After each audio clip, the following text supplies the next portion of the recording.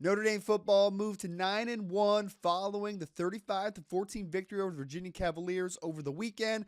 A lot of takeaways: offense, defense, and special teams.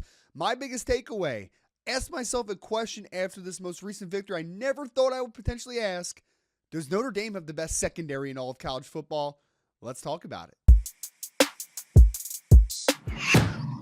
Ryan Roberts from A to Z Sports recapping Notre Dame's victory over the Virginia Cavaliers. Everything you need to know Notre Dame football. 2 games left until a hopeful deep playoff run for the Fighting Irish. Folks, I came out of this Virginia game defensively just in awe over what Coach Al Golden has done as the defensive coordinator of Notre Dame over his 3 years, specifically the last 2. Just another tremendous game where they held Virginia to slightly over a 47% completion percentage, just over 170 yards, and forced 3 interceptions and 5 total turnovers on the night. But then I took a step back and I really just, for a second, I think developed an even deeper appreciation, as if it could get any deeper, with what Mike Mickens has done with this secondary. Obviously, we know what he has done with the cornerback position over the last couple years with guys like Benjamin Morrison, Cam Hart, now Christian Gray and Leonard Moore, but also taking over the entirety of the secondary. And obviously, an assist needs to go to Chris O'Leary, who's now an assistant coach for the Los Angeles Chargers on the NFL level. But to think about, and I think that this game against Virginia really exemplified just how incredible the secondary has become. Because on a team that no longer has All-American Benjamin Morrison on one side of the field, you would think that the secondary potentially take a slight step back, and it has continued to be as dominant efficiently as it has been all year, and we saw it in this Virginia game because of twofolds. One, a lot of talent on the back end, and we'll get into the specific talent here, but then the other side of it is the development that Coach Mickens has had with these teams, because there's a lot of coaches out there that can recruit their butt off, but can they get the most out of them? And can they get the most out of them in the most maybe not advantageous situations, right? Like a true freshman coming in and taking over the spot for Benjamin Morrison and Leonard Moore, for instance. That's not a great situation necessarily to be in your first year on campus, but the transition that he has made in year 1 with what Coach Mickens is teaching has been astronomical. And that really just kind of paints a picture of just how outstanding Coach Mickens is. And we saw, obviously, Xavier Watts. I mean, he's a great example of development, a guy that was jockeying between wide receiver, defensive back during the first couple years of his career.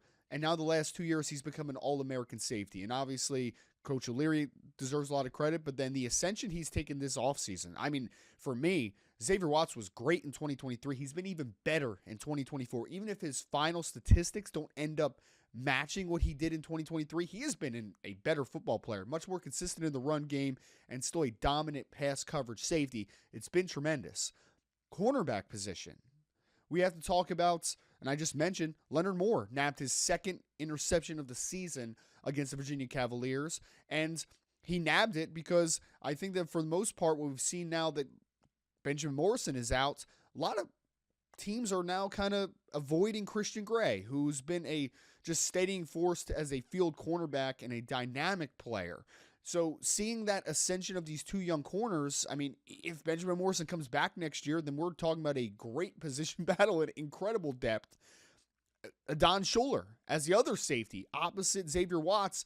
If Xavier Watts was not on this team, we'd be talking about a Don Schuler a lot more, who nabbed his 3rd interception of the season, almost had a pick 6 in this one as well. He has been tremendous for Notre Dame, so good, and he looks like the next great safety after Xavier Watts leaves.